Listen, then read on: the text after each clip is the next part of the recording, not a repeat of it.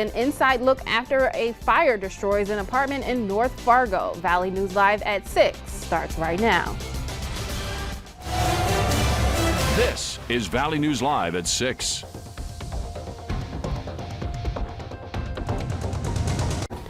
Good evening and thank you for joining us. I am Nisha Taylor. An empty Dakota Dome in Vermillion, South Dakota today as the North Dakota State and South Dakota football game was canceled just hours before the scheduled kickoff. For more on this story, Valley News Live sports director Beth Houle joins us live with the latest.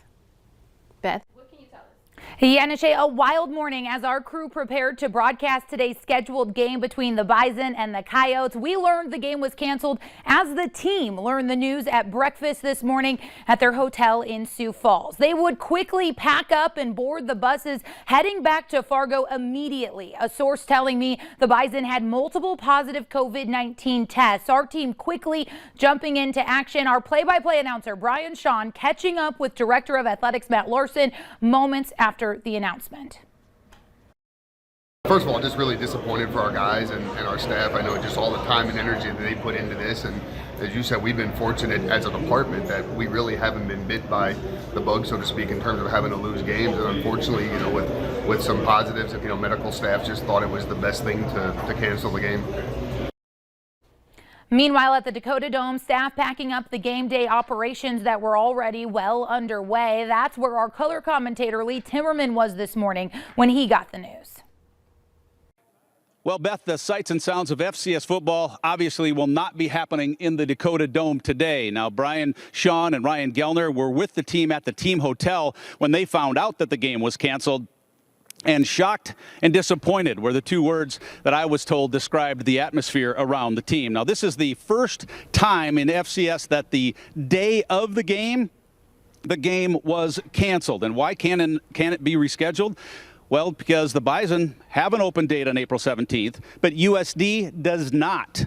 The season opener against Western Illinois with the Coyotes, well, that was already rescheduled. On a day with no football here at the Dakota Dome, yeah, pretty sad, pretty silent right now. Back to you, Beth. Thanks, Lee. North Dakota State was in a three-way tie atop the Missouri Valley Football Conference standings coming into this matchup. They hold that top spot alongside South Dakota State and North Dakota. Neither of those two teams are playing today either. SDSU game canceled after Illinois State pulled out of the spring season, and UND at Youngstown State was postponed with their own positive COVID-19 test. As for the next scheduled game for the Bison, they are set to see the Jackrabbits next weekend.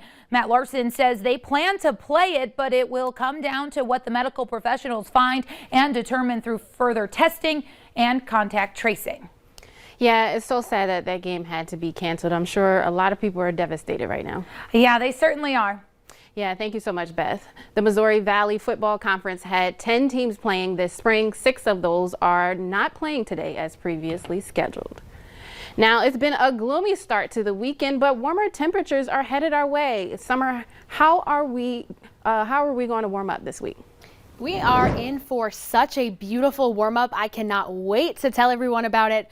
But first, let's look back on today. It definitely was a gloomy day. We had a few peaks of sunshine here in our Tower Cam time lapse from our Luther Family Ford Skycam network. But overall, in a nutshell, it was just a pretty cloudy day. Right now, here's a live look at our Home of Economy Skycam network in Grand Forks, where we're seeing some darker clouds move in, and on satellite and radar, picking up on some radar returns of a light rain shower headed towards the Grand Forks area, and really across the valley. We have multiple little blips of green indicating just a few sprinkles possible or a very brief light rain shower.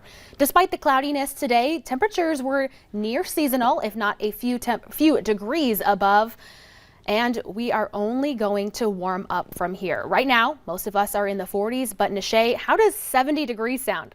I'll let you know which days we can expect 70s coming up in just a few minutes. That sounds absolutely amazing. Yeah. All right. Thanks so much, Summer. Meanwhile, rescue crews pulled 2 people from the water at Dyke East Park earlier today. Authorities say a man and woman were kayaking in the river when they flipped. The 2 were able to swim to the side and crews pulled them out to safety. And this morning, a Fargo firefighter was injured during a fire at an apartment building. Firefighters responded to a report of a fire alarms going off, and when they arrived, they found a fire burning in the wall and floor towards the front of the building. The firefighter hurt during the incident was taken to a local hospital and was treated for minor injuries. The cause of the fire is still under investigation. And today, a Fargo man is sorting through what's left of his home after a fire yesterday in North Fargo. Anthony Delato was the only renter to be moved after the fire originated from his home. According to him, the reason the fire broke out was due to a faulty speaker wire. Delato also says that it's a total loss, with only a few items surviving the damage. He shared his thoughts on having to rebuild his home. You know, I don't even want to go over there and look, but I know we have to. And then, you know, she just held my hand and said, "We have a lot of work to do, babe. You know, we got a lot of work to do. You know, it's just going to take time, you know." So, but yeah, you know, it's just, you know, just a healing process, man, you know, and, you know, the only thing I can do is take it day by day and, you know, just hope for the best, you know. A GoFundMe page has been set up for Delato. You can visit our website to find out more details. Meanwhile, one man is facing multiple charges after crashing his car and fleeing early this morning in Grand Forks. Authorities say they found a GMC Yukon on its side against a light pole in the 2300 block of South Columbia Road around 5, but no driver. Witnesses say they saw the man take off on foot. Officers later found a 34-year-old man near the crash. He was taken to the hospital and is expected to be okay.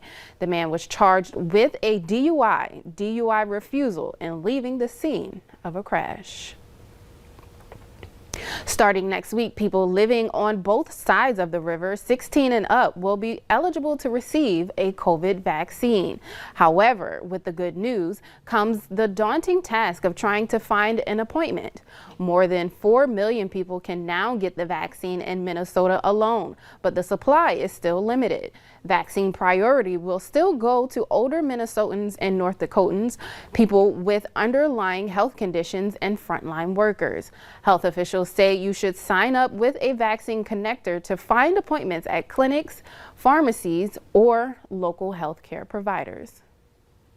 That's very encouraging, and I've been looking forward to this day that everybody who wants a vaccine can get the vaccine.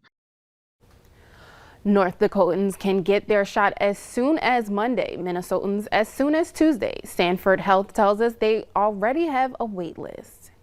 And for more information on how and where you can make an appointment, use our VNL vaccine tracker. It's right on the homepage of our website, or you can open your phone camera and point it at the QR code on your screen. Nearly 300 international ships now sit in a massive traffic jam outside the Suez Canal shipping lane, while maritime experts race against the clock to free a massive container ship stuck sideways for a 5th day, and hoping Mother Nature lends them a much-needed hand very soon. NBC's Raf Sanchez brings us the latest from Cairo, Egypt.